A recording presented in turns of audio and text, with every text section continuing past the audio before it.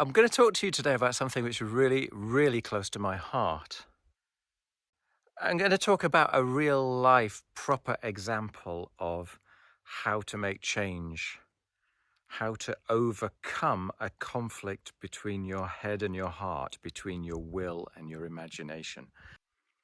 So it's the idea of me putting videos out on YouTube, on Facebook, on LinkedIn, exposing my thoughts, my principles, my heart, my integrity to public scrutiny, and also the idea of selling myself and all the baggage that goes with that. So let me tell you as a preface that I've been wanting to do these videos for at least a couple of years. We might be talking 4 or 5 years, okay? And I've had people telling me that I should do this. In fact, throughout most of my life, people have told me that when I express myself, especially when I'm writing, in actual fact, because then I have time to think about it and plan it, people have said my words are breathtakingly honest. And there's something euphoric about that, but there's also something breathtakingly frightening about exposing yourself so brutally. And that was so uncomfortable that it's taken me, I don't know, let's say 3 or 4 years, maybe more, to actually start doing these videos. So let me take a step back and explain why, okay? Because it's important.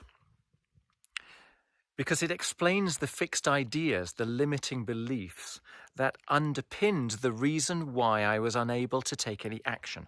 Because this is something I've been wanting to do, okay? That's what's so important about it. I've been wanting to do it, but I was unable to. And here's me trying to help other people make change, right? But this is the point, right? You come on a journey and there are points at which you notice what is going on and then you can make change. But readiness to change is a journey. It doesn't suddenly flip a switch from A to B. And there's always more to unpeel and there's always more to learn. So before I was doing this job, I was a salesperson. I was working in finance and I was a salesperson. And the process of my kind of personal awakening came whilst I was doing that job. And part of the awakening, as I say, was more of a remembering, right? It was partly rebirth, partly renaissance, but partly remembering, coming home, becoming myself again, shedding the mask, okay? And that's the critical thing. So what I vowed to myself at that moment, we're not talking about a vague willingness to adjust my actions. I vowed to myself in a literal never, ever, ever again shall I be that way sort of fundamentalness. I vowed to be authentic. I vowed to be honest, to name my truth, to expose my truth, to own it, to live it, to no longer deny myself my understandings, to avoid myself, rather than to avoid myself, to grab myself wholeheartedly and own it, whatever it is, in the full knowledge that that's my metaphor and that it can change from day to day, but in each moment to be me, wholeheartedly me. And it's the mask bit which is critical, because along with that, if you're going to shed your mask, then you are going to be brutally honest. You're going to be truthful. And a part of me associated selling with I don't know what you want to call it, finding the most palatable truths and avoiding the less palatable truths. Yeah.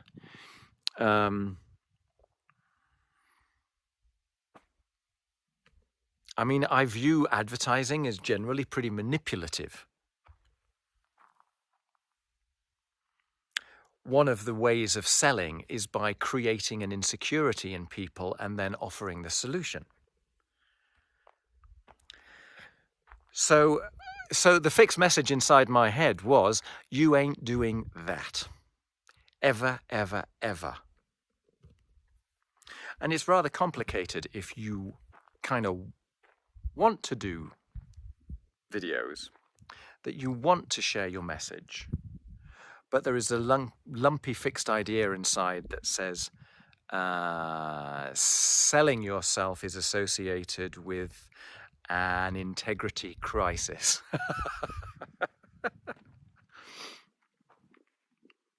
Because whilst that message is going on, there is another element of me, evidently not quite so loud, not quite so dominant, that is a performer, that is an entertainer, that is a bit theatrical, you know?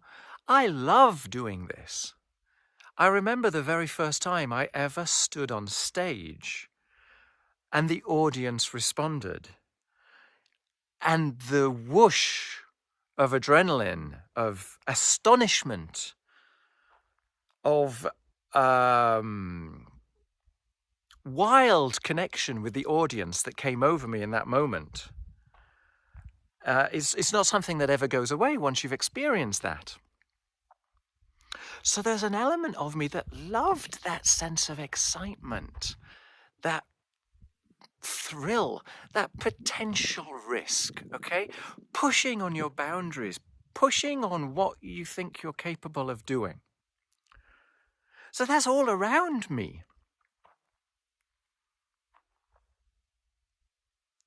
But it wasn't big enough to slay the fixed idea of, you put yourself out on videos, you're going to look manipulative and controlling and inauthentic.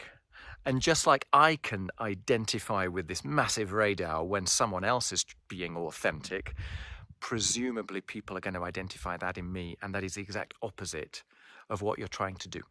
So therefore, stay safe and don't do that. So how did I square this circle? And this is why I thought the video was useful for other people, because if I can do it, you can do it. You know, I'm not saying my way is the only way, but it is a valid way. And it kind of does go through all the steps of readiness and preparedness for change. So I knew I needed to do it. I knew for whatever reason I wasn't doing it. So then I start gathering information. I start looking at other people that are doing something that I admire, that for whatever reason they seem to be comfortable about doing and that I'm not. What can I learn from that? Okay. I start to question the thoughts which underpin the reasonings for my inaction. And they all come back as valid, okay? I mean, what we're talking about here is a very fundamental bedrock of the new me, right? Or the old me, depending upon how you look at it, okay? Never, ever again will I be inauthentic. Never, ever again will I go back to being a Cheshire cat, okay? This mask, okay, let's understand that the mask never goes away completely, but I'm going to shed it to the extent that I can. So here was the thing, the groundbreaker for me. It was that I was, again, comfortably deluding myself. In order to remain in a position of safety, I overemphasized one element of my identity, of my ego. A part of me that was very, very important to me, but that I permitted to call the shots, to dominate my thoughts, to the exclusion of the other thoughts.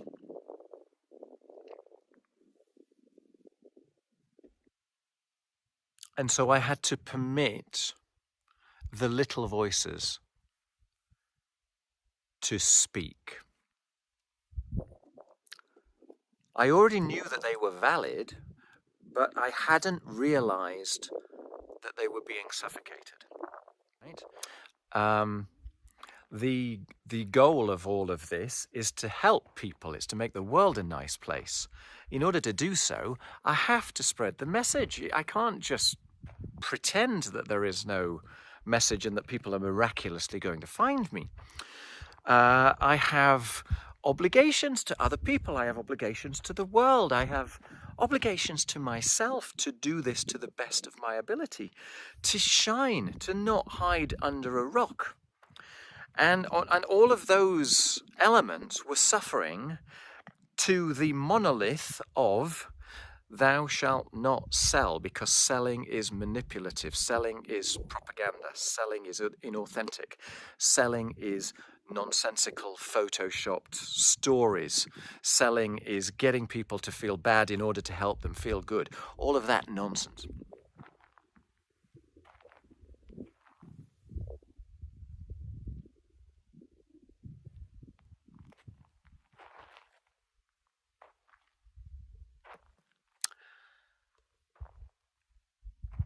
So suddenly I had a new perspective on an old problem.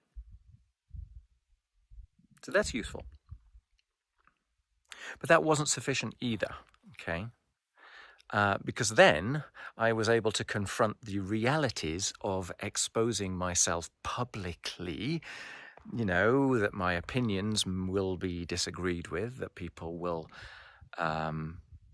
hear me and understand me and disagree with me. They'll also hear me and misunderstand me and disagree with me, that I'm going to expose myself to potential rejection, to a level of public scrutiny that perhaps is, well, at very least, unfamiliar and very uncomfortable. So I had to associate that with a sense of play, a sense of adventure, a sense of amusement, a sense of excitement. So I get to do something outside of my comfort zone rather than I must do something outside of my comfort zone. And I'm bringing that sense of childlike play and bringing that whole idea of growth is living, not is dying. So, you're either moving forward and progressing or you're moving backwards and kind of dying. So all of that, pushing my boundaries, taking action in order to make progress rather than ossifying in inaction, that sort of story. And also the idea that, hey, I'm a member of the human race. I'm not going to learn how to do this well until I do it badly. Until I experience it, until I get feedback. And so everything is feedback, everything is useful. And so I must start. And so should became a must. And so then I started doing the videos.